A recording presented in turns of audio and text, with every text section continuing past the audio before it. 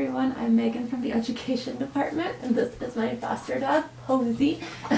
We are going to be reading, or trying to read to you, a book called A Home for Dakota, which is a book about puppy mills, and it's something that's really near and dear to my heart because my first dog that I had, Gummy, actually came from a puppy mill, so his story sounds a lot like what Dakota's story was like.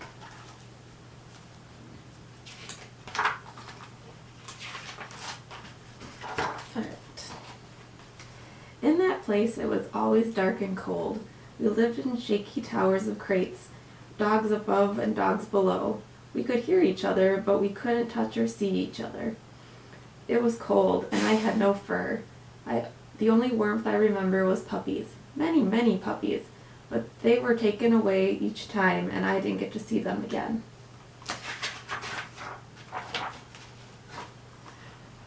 One chilly morning, light crisscrossed our darkness. The big door swung open, and I saw the lighted eyes of a truck. Our tower of cages came down. A human they called Emma, with a low, comforting voice, carried my crate inside of the truck. I fell asleep in the unfamiliar rocking warmth.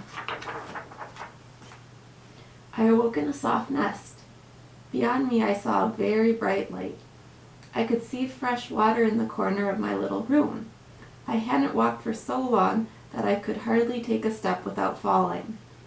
"You can do it, sweet girl, you can do it," cried Emma. My feet were sore. My nails slipped and slid on the shiny floor. I fell down hard and couldn't get back up. My insides melted and hot pee flowed out of me. I began to pant. I just wanted to go back into that familiar dark. There, little sister," Emma said. "I'm going to give you a new name. You aren't just number 241 anymore. You're Dakota now. I'm going to clean you up and you'll feel better." "The fur on the tips of your ears can grow back now. I think your coat will grow back too. You won't itch anymore. The ointment should take care of your eye infection." I wanted to thank her. I licked her hand. "Thank you, Dakota," she said, and she hugged me. It was my very first hug. Emma carried me back to my warm nest in a big towel. Waiting for me was a bowl of wonderful smelling food. My mouth flooded from sudden hunger. I ate, and then I settled down and slept again.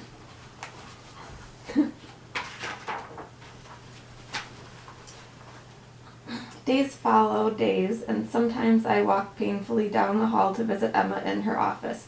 While she worked, I lay at her feet listening to the rustle of papers until I slept. I started to grow wisps of fur. "You're almost ready now, sweet Dakota," Emma would say. "Look at you. You look like a little dandelion." One morning, Emma brought 3 people to see me. The small one didn't have any more fur on her head than I did. "I don't like her. She's ugly," the girl said. "She doesn't have any fur, and her ears are all weird. They look like they've been chewed. And look, someone cut her tail." I don't understand many human words yet, but I knew when words were kind or mean. These sounded mean. I began to shake all over. "Dakota is growing new hair, sweetie," Emma said. "Just like you will when you get better. Wouldn't it be fun to grow new hair together?" "No," the girl named Sweetie said. "I want a perfect dog."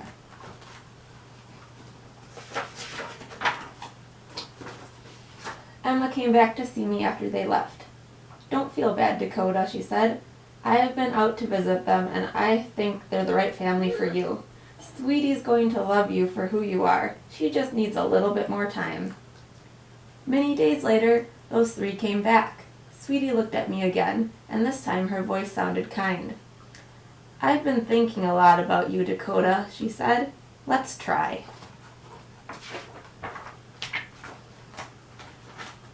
I didn't want Emma to leave, and the dear familiar smells and sounds. Just try it, little Dakota," Emma said. "I'll be waiting for you if it doesn't work out." I rode away in a warm car alongside Sweetie. "I can practically count all your hairs," she said, and she laughed. "Mine too." Sweetie has a big nest and I get to sleep in it. I curl up with her when she isn't feeling well, and when she reads, and when she sleeps. Sometimes Sweetie rubs good smelling stuff all over my feet because Emma told her it would help heal them. Sweetie says, "I'm so sorry, Dakota. I'm sorry for every day I didn't take you home."